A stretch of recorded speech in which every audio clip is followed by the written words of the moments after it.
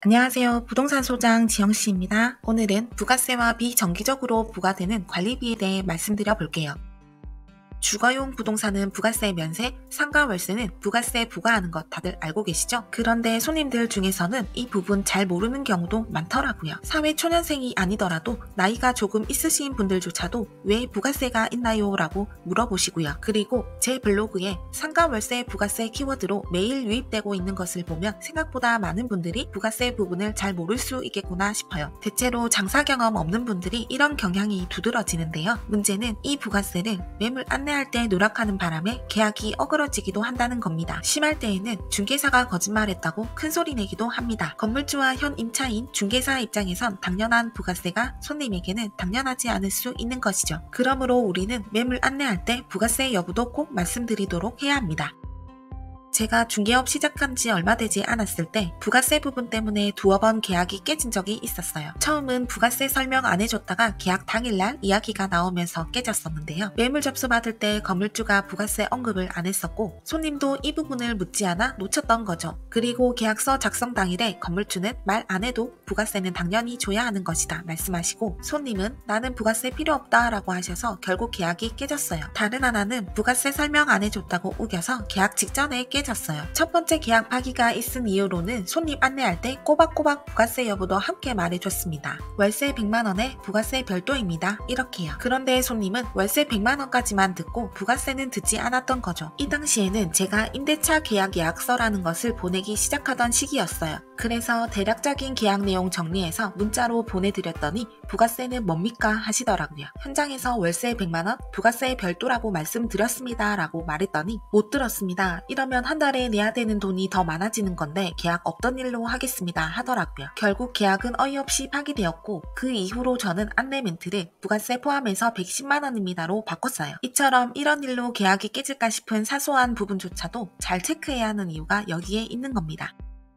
매물 접수 받을 때 부가세 여부 확인하고 손님께 그대로 알려주는 건 어렵지 않습니다. 부가세에 대해 임대인과 임차인 입장이 다를 때 의견 조율하는 게 조금 힘들죠. 상가 월세에 부가세 붙는 게 원칙이지만 임대인에 따라서 부가세 없이 월세 주는 경우도 있을 겁니다. 임대 소득이 많지 않거나 소득 알려지는 게 싫으신 분들이 부가세 없이 임대를 주곤 하는데요. 만약 임차인도 이 부분에 동의하면 순조롭게 다음 단계로 넘어가면 됩니다. 그런데 임차인이 일반 과세자이거나 법인일 경우에는 부가세 주는 게 오히려 더 이득일 수 있습니다. 그래서 임차인 쪽에서 부가세 있는 계약을 하자고 제안할 수 있습니다. 하지만 아무래도 부가세를 받으면 세금 계산서를 발행해야 되고 임대 소득도 알려지니 임대인은 쉽게 입장을 바꾸지는 않습니다. 어쩔 수 없이 임차인이 굽히고 들어갈 수밖에 없는 거죠. 반대로 임대인은 원칙대로 부가세 받길 원하고 임차인은 부가세 없이 계약하고 싶어하는 경우도 있겠죠. 임차인이 간이가세자일 경우 부가세 없이 계약하자고 제안 많이 하시는데요. 하지만 매물 안내할 때 부가세 부분 언급만 했다면 임차인 설득하는 것은 수월합니다. 부가세 있는 것 알고도 계약하겠다고 의사표시한 것이니 안 된다고 하시면 됩니다. 설득도 아닌 거죠. 상가 월세 부가세 붙는 것은 원칙이므로 바꾸기 힘들다고 하면 임차인은 비교적 쉽게 수긍하고 계약 진행합니다. 매물 안내할 때 부가세 언급했냐 안 했냐 이게 포인트입니다.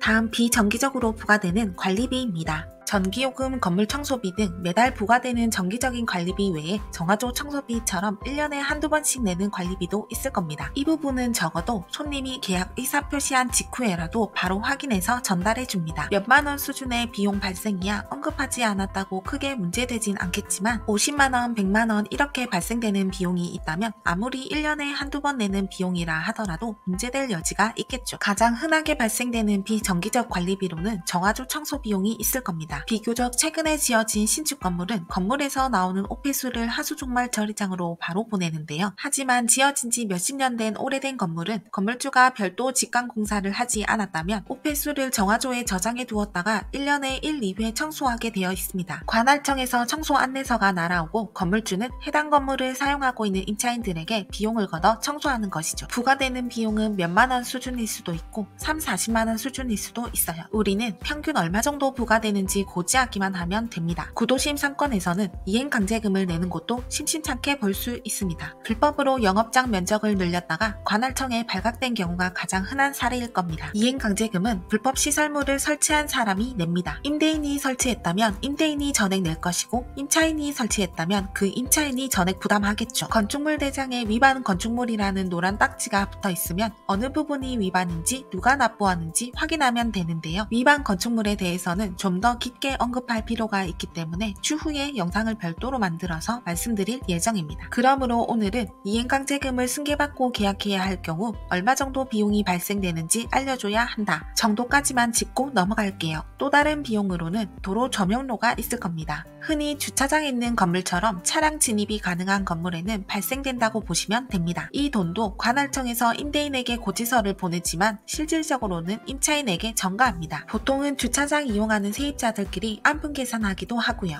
주차장은 없는데 자동차 관련 샵처럼 임차인 필요에 의해 도로 점용을 했거나 혼자 이득을 가져가는 구조라면 그 임차인이 전액 부담하기도 합니다. 공시지가, 점용 면적에 따라 금액은 다르지만 금액 부담자가 혼자일 경우에는 100만 원도 쉽게 넘어갑니다. 그러므로 해당 비용이 발생된다면 1년에 얼마 정도 납부하는지 현 임차인, 임대인에게 물어보고 손님에게 말씀드려야겠죠. 마지막으로 비정기적으로 부과되는 비용 중 흔한 사례로 교통유발 부담금이 있을 겁니다. 이는 주변 도로에 차량 증가나 혼잡을 유발할 가능성이 있는 일정 규모 이상 건물주에게 부과하는 비용인데요. 이 역시 건물주들은 실제 건물을 사용하고 있는 임차인들에게 전가합니다. 그런데 교통유발 부담금은 도로 점용료나 이행강제금처럼 특정 임차인만 내는 구조는 아닙니다. 교통유발 부담금이 부과되는 건물을 사용하고 있다는 이유 하나만으로 강제로 내는 것이죠. 갑인 임대인이 내라는데 부당하다 생각돼도 어쩔 수는 없는 것이죠. 이 또한 손님이 계약 의사 표시한 직후에라도 1년 평균 얼마 정도 내는지 확인하고 알려드리면 됩니다. 이상 오늘은 부가세와 비정기적으로 부과되는 비용에 대해 알아봤습니다. 열심히 안내했는데 이런 사소한 부분을 놓쳐 계약 파기되는 일이 없을 수 있도록 꼼꼼한 체크가 필요하다는 점 명심해 주시고요. 다음에 전기, 수도,